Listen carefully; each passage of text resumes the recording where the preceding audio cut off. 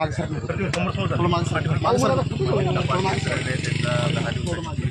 मागणी केली होती आणि त्यांची बेसिकली ग्राउंड होते की त्या 637/2024 या गुन्ह्याच्या अनुषंगाने त्यांना तपास करणे त्याचं कुठं कनेक्शन आहे का हे तपास करणे त्या अनुषंगाने त्यांना पोलीस कोठडीची आवश्यकता आहे असं त्यांचा युक्तिवाद होता.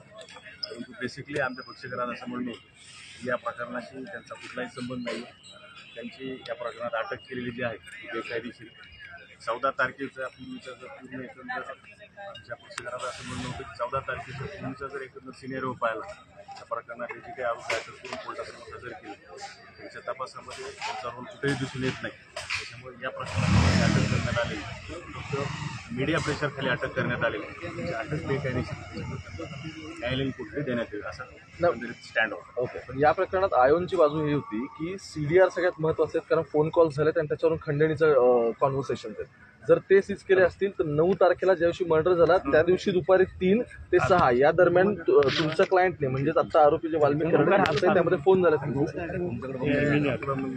असे काही आयोजन कोर्टासमोर सांगितले टायमिंगनुसार किंवा याच वेळेला त्याचे फोन कॉल झाले असं कुठलाही न्यायालयासमोर झालेलं नाही. CDRच्या अनुषंगानं त्यांना तपास करायचा आहे. कॉल झाले किंवा कसे याची त्यांना तपासणी करायची आहे. त्याच्यासाठी त्यांना कोठडीची आवश्यकता आहे असा विषय कोर्टासमोर. बरं, दुसरा एक महत्त्वाचा आहे सगळ्यामध्ये बेहिशेबी मालमत्ता किंवा संपत्ती यांचं जे देशाबाहेर असू शकते किंवा कोणाच्या वेगळ्याच्या नावात ट्रान्सफर केली का अशा पद्धतीने या सगळ्यामध्ये मला आठवते कालही या सगळ्या प्रकारात युक्तिवाद झाला होता. आजही त्याचे काही महत्त्वाचे उल्लेख झाले. तर या सगळ्या गोष्टी असताना मग तुम्ही नक्की 7 दिवसांच्या याला कस्टडीला कशा पद्धतीने विरोध केला? बेसिकली कस्टडीचीच आवश्यकता नव्हती हा स्टँड होता आमचा त्यांच्यासोबत. मुळामध्ये ही 7 दिवसाची कस्टडी जी दिलेली आहे त्याची आवश्यकताच नाही. कारण ऑलरेडी आम्ही 15 दिवस त्याच तपासी अधिकाऱ्याच्या कस्टडीमध्ये होतो. गुन्हा जरी वेगळा असेल तर तुम्ही त्याचा तपास करू शकत होतात ना, हा स्टँड होता. पण तुम्ही म्हणजे कालही मी डिफेन्स या सगळ्यातला पाहिला की तुमचं म्हणणं आहे वारंवार तेच ग्राउंड्स दिले जातात सगळे कस्टडी घेण्यासाठी. पण मग यातला जो मालमत्तेच्या संदर्भातला विषय असेल किंवा CDRचा विषय असेल आता याच्या आधीपेक्षा वेगळ्या गोष्टी कन्सिडर केल्या जातात कारण त्याच्यावर तो खटला उभा राहू शकतो का? सांगता येत नाही. मालमत्तेच्या संदर्भातला जो विषय आहे मालमत्ता कुणाची आहे कुठे आहे हे एका क्लिकवर एजन्सी ऑफिसर तुम्हाला भेटू शकतो. त्याला आरोपीची आवश्यकता नाही. तुम्ही सेतू सुविधेवर जा, ई सुविधेवर जा, तुमचा 7/12 करतो, तुमचं सेल्डिंग करता. त्याच्यामुळे त्यासाठी वेगळ्या कुठल्या गोष्टीची आवश्यकता नाही. देशात भारतामधली प्रत्येकाची जी प्रॉपर्टी आहे ते एका क्लिकवर सगळ्याला समजू शकतो. न्यायाधीशांनी काही प्रश्न उपस्थित केले होते. कुठलाही प्रश्न न्यायाधीशांनी उपस्थित केला नाही. एक आणखी या सगळ्यामध्ये महत्त्वाचं असं आहे की संपत्तीचा हा तर मुद्दा आता क्लिअर झाला तुम्ही सांगितलं, पण एक आणखी आरोपी सापडायचा आहे किंवा यांचे समोरासमोर बसून होणारे इंट्रोगेशन असतील यांच्या तपासातले ते असतील आणि एका स्पेसिफिक म्हणजे समजा आपण असं म्हणू की 11 तारखेची जी FIR खंडणीची ज्यात तुमच्या क्लायंटचं नाव आहे तिचा 9 तारखेची असलेल्या लिंक या जे इंटरलिंक करायचं त्याला बफरिंग टाईम लागतो आणि म्हणून ती कस्टडी गरजेची होती असं म्हटलं. नाही असं कुठलाही त्यांचा संदर्भ नाही किंवा तसा त्यांनी युक्तिवादही केलेला नाही. मुळामध्ये हा गुन्हा वेगळा आहे, हा गुन्हा वेगळा आहे.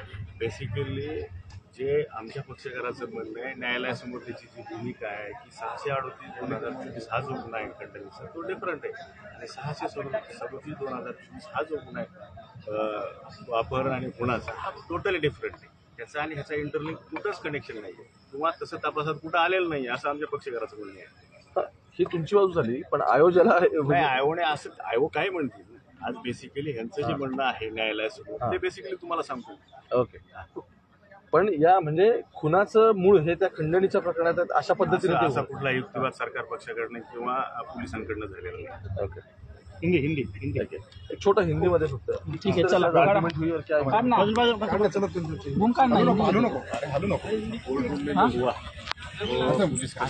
डिमांड की 10 दिन की डिमांड थी, 10 दिन की डिमांड जो है कोर्ट ने उनकी जो अर्जी थी 10 दिन की डिमांड की वो मंजूर की है.